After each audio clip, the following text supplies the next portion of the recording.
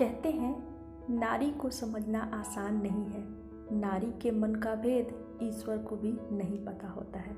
ये हमारे यहाँ की कहावतें हैं, लोग ऐसा कहते हैं, ये मैं नहीं कह रही हूँ। साहित्य में जब हम चित्रण करते हैं तो पात्र हमारे स्त्री भी होते हैं, पुरुष भी होते हैं। चलिए आज ये देखने की कोशिश करते हैं कि पुरुषों द्वारा लिखी हुई ऐसी किताबें कौन कौन सी हैं जिसमें उन्होंने मुख्य पात्र नारी को बनाया है, और जो उनकी नायिकाएं हैं, नारियां हैं, जो नारी विषयक उपन्यास जिनकी हम अभी बात करेंगे, उस पर हम ये भी देखेंगे कि नारी को किस रूप में चित्रित किया गया है। हाय फ्रेंड्स, मैं हूँ सेली और आप हैं किताबें में। दोस्तों, मैंने अभी बताया कि हम आज पुरुष लेखकों की उन किताबों की चर्चा करेंगे जो नारियों को केंद्र में रख के लिखी गई हैं। शुरुआत करते हैं प्रेमचंद से। प्रेमचंद का एक उपन्यास है निर्मला। 1927 की यह रचना है और प्रेमचंद का बहुत छोटा सा उपन्यास है। इसका अगर आकार देखें तो, लेकिन इसका कलेवर देखें तो यह बहुत बड़ा है। इसे हिंदी का पहला मनोवैज्ञानिक उपन्यास भी कहते हैं। इसके केंद्र में है एक नायिका निर्मला। उसके बहुत सारे सपने हैं, 15 वर्ष की उसकी आयु है, लेकिन उसके और उसके सपनों के बीच में आती है गरीबी, सामाजिक समस्या, दहेज। दहेज मुख्य समस्या के रूप में सामने आती है और यही समस्या निर्मला के जीवन को डस लेती है। सुंदर, सुघड़, चपल, चंचल निर्मला का विवाह मुंशी जी से होता है, जिनकी आयु निर्मला से दुगनी से भी ज़्यादा है और उनके 3 बेटे भी हैं।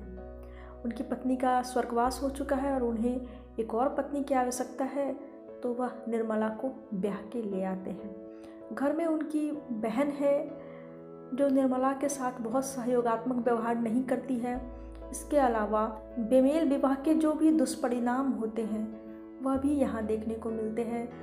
निर्मला के ऊपर शक किया जाता है, कभी बेटे को लेकर के, कभी किसी और चीज़ को लेकर के, और निर्मला अंदर ही अंदर घुलती है, टूटती है। सारे जो अपने उसके कर्तव्य हैं उसका पूरी तरीके से निर्वहन वह कर रही होती है। विवाह के बाद वह अपने सारे सपने अपने मायके ही छोड़ के आती है। जिस घर में वह आई होती है उसे ही अपना सब कुछ समझ लेती है और उस घर को पूरी तरीके से पुष्पित पल्लवित करने में लगी रहती है, लेकिन फिर भी एक भी दिन की सुख शांति उसे नसीब नहीं होती है। मुंशी तोताराम को लग रहा होता है कि निर्मला कम आयु की है और युवा है, वह इतने युवा नहीं है, तो निश्चित रूप से वह किसी युवा की ओर आकृष्ट होती चली जाएगी। घर में उनका बेटा है, वह भी युवा हो रहा है, तो वह उसके बारे में सोचते हैं, उन्हें उसके बारे में भी संशय हो रहा होता है। और इन सब के बीच में जो पिसती है, मरती है, वह है निर्मला।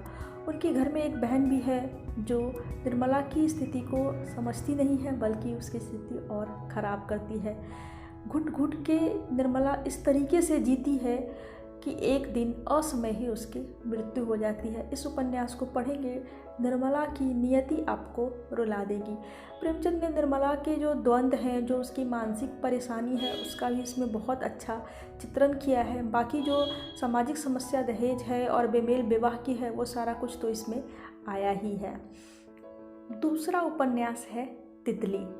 यह जयशंकर प्रसाद का लिखा हुआ है और इसका जो रचना काल है 1934 ईस्वी है। बहुत ज़्यादा अंतर नहीं है निर्मला और इसके बीच में। इसके केंद्र में है नायिका तितली।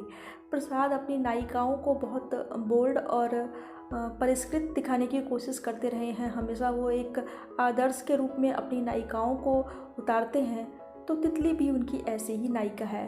तितली की भी परिस्थितियाँ बहुत ख़राब हैं। वह निर्धन घर से है और उसके भी सपने बहुत बड़े हैं। वह प्रेम करती है मधुबन से, तो उसके प्रेम के बीच में भी बहुत सारे रोड़े आते हैं। समाज के दबंग लोग चाहते हैं कि तितली और मधुबन का विवाह नहीं हो, लेकिन तितली इसे संभव करती है और परिस्थिति जन्य एक जो हत्या है वह मधुबन के हाथों हो जाती है महंत जी की, और वह डर के मारे भाग जाता है। तितली अपने बच्चे के साथ न सिर्फ उस गांव में, उस घर में रहती है, बल्कि पूरी तरीके से सशक्त बनती है। इतनी ऊंची बन जाती है कि लोग उसका उदाहरण दें। कहाँ वह छोटी सी बच्ची थी जो अपनी तोतली ज़बान से छोटी छोटी जिज्ञासाएँ कर रही होती है, और जब अंत होता है उस समय तक तितली बहुत सारे लोगों का सहारा बन चुकी होती है, बहुत सारे बच्चों को अपने संरक्षण में रख के पढ़ा लिखा रही होती है। तो ये तितली की संघर्ष गाथा है, जिसमें हम देखते हैं कि तितली तमाम व्यवधानों को पार करके अपने जीवन की नैया पार लगा लेती है। अगला जो उपन्यास है जिसके बारे में हम बात करेंगे वह है चित्रलेखा, भगवती चरण वर्मा का लिखा हुआ बहुत ही प्रसिद्ध उपन्यास। इसकी प्रसिद्धि का आलम ये था कि 90 के दशक तक इसके 2.5 लाख से अधिक संस्करण छप चुके थे। इस पर फिल्म भी बनी है और इसका रिव्यू पहले भी किताबें में आ चुका है। आप अगर पूरा डिटेल रिव्यू देखना चाहते हैं तो आप वहां से देख सकते हैं, आई बटन में मैं उसका लिंक दे दूँगी। चित्रलेखा की नियति हमें यहाँ कई मोड़ लेती हुई दिखाई देती है। शुरुआत में हम देखते हैं चित्रलेखा सफल है, वह राज नर्तकी है और बीजगुप्त से प्रेम कर रही होती है। पाप पुण्य की व्याख्या के रूप में भी इस उपन्यास को हम जानते हैं। श्वेतांग बीजगुप्त के पास आता है यह देखने सांसारिक जीवन कैसा है और पाप और पुण्य क्या है, इस गुत्थी को समझने के लिए। बीजगुप्त उसका परिचय चित्रलेखा से भी कराता है और बताता है कि देखो, हम लोगों ने विवाह नहीं किया है पर यह मेरी पत्नी के तुल्य ही है। चित्रलेखा बीजगुप्त के साथ खुश रहती है। वह बुद्धिमती है, रूपवती है, इसके साथ ही बहुत अधिक बुद्धिमती है। कुमारगिरी जो उस समय के बहुत बड़े ऋषि हैं, वह कन्याओं से दूर रहना पसंद करते हैं। उनकी नज़र में स्त्रियां पाप का द्वार होती हैं और वही कुमारगिरी छल से चित्रलेखा को पाते हैं। चित्रलेखा छली जाती है, लेकिन इसका एहसास होते ही वह उनसे तुरंत अलग हो जाती है और बीजगुप्त के पास लौट जाती है। इस दौरान बहुत कुछ घटित हो चुका था। बीजगुप्त अपना सारा जो धन संपत्ति है वह दान कर चुके होते हैं, लेकिन चित्रलेखा कहती है कि मेरे पास तो बहुत कुछ है, राजनर्तकी के रूप में मैंने जो अर्जन किया है वह तो मेरा ही है, हम दोनों का रहेगा। बीजगुप्त कहते हैं कि देखो, मेरे साथ रहने के लिए तुम्हें सब कुछ त्यागना होगा, और प्रेम को पाने के लिए चित्रलेखा अपना सारा धन ऐश्वर्य त्याग देती है। इसकी कहानी में हम देखते हैं कि कई सारे मोड़ हैं, लेकिन अंत सुखद है। 1 साल के बाद ही यानी 1935 में जैनेन्द्र कुमार का बहुत प्रसिद्ध उपन्यास आया था, सुनीता। सुनीता इस उपन्यास की नायिका है, सीधी सिंपल महिला है जो श्रीकांत की पत्नी है। उनकी अरेंज मैरिज हुई है, तो उन दोनों के बीच थोड़ी सी ट्यूनिंग की कमी है जो वह दोनों महसूस करते हैं, लेकिन श्रीकांत इसके लिए एक रास्ता निकालता है कि वह अपने घर में अपने मित्र हरिप्रसन्न को छोड़ के खुद लाहौर चला जाता है। इस बीच उन दोनों के बीच यानी हरिप्रसन्न और सुनीता के बीच दोस्ती होती है। हरिप्रसन्न क्रांतिकारी था, भारत को आज़ाद कराने में लगा हुआ था। एक दिन वह सुनीता को अपने दल के लोगों से मिलवाने ले जाता है। लौट रहा होता है तो उसे कुछ खटका होता है कि पुलिस को पता चल गया है, तो वह सुनीता को लेकर के जंगल में चला जाता है। इस बीच वहाँ उसकी वासना जागृत होती है और सुनीता निर्वस्त्र होकर उसे एहसास दिलाती है कि तुम गलत कर रहे हो। हरिप्रसन्न लज्जित होता है और सुनीता को उसके घर पहुंचा के खुद कहीं और चला जाता है। उसके पति ने यह एक प्रयोग किया था कि वह अपने मित्र को घर में लाएगा तो उसकी पत्नी उसकी ओर यानी कि खुद श्रीकांत की ओर अधिक आकृष्ट हो जाएगी और दोनों पति पत्नी के बीच में जो दूरियां हैं वह बिल्कुल ख़त्म हो जाएंगी। हालांकि वह अपने इस प्रयोग में सफल होता है और इसे सफल बनाती है सुनीता। इसके बाद हम चर्चा करते हैं दिव्या की, यशपाल की दिव्या। यशपाल ऐसे तो झूठा सच लिखने के लिए जाने जाते हैं, लेकिन दिव्या भी उनकी बहुत ही महत्वपूर्ण कृति है और दिव्या के माध्यम से हम बौद्धकालीन समाज और संस्कृति को तो जानते ही हैं, इसके अलावा जानते हैं उस समय में महिलाओं की स्थिति कैसी थी।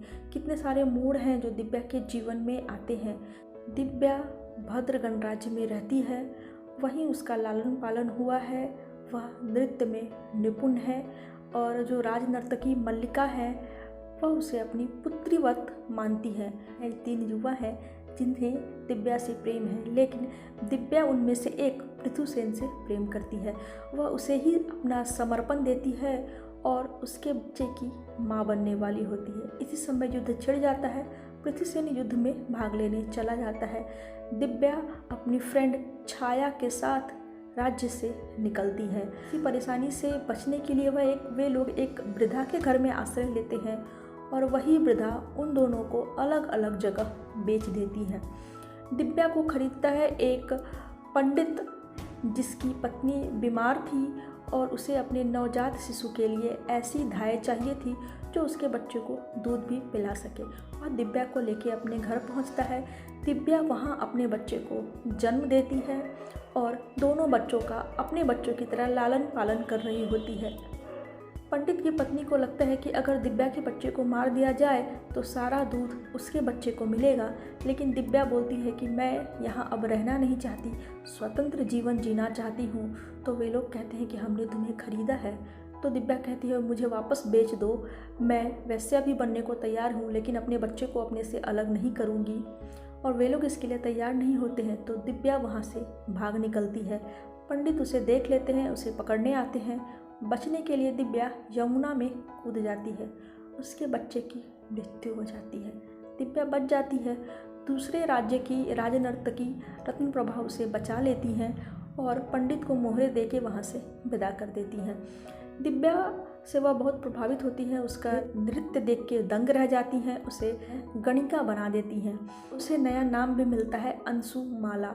उसकी ख्याति चारों ओर फैलती है, तो मल्लिका अपनी एक दासी को वहाँ भेजती है कि देख के आओ वह कौन है, और दिव्या को वह पहचान लेती है। वे उसे वापस अपने राज्य में लेके आ जाती हैं। वे उसे राज्य नर्तकी बनाना चाहती हैं, लेकिन राज्यवासी हैं वह विरोध करते हैं क्योंकि दिव्या ब्राह्मण पुत्री है। दिव्या का यहाँ भी कोई ठिकाना नहीं होता है, उसे आश्रय नहीं मिलता है। वह सड़क पे निर्जन घूम रही होती है।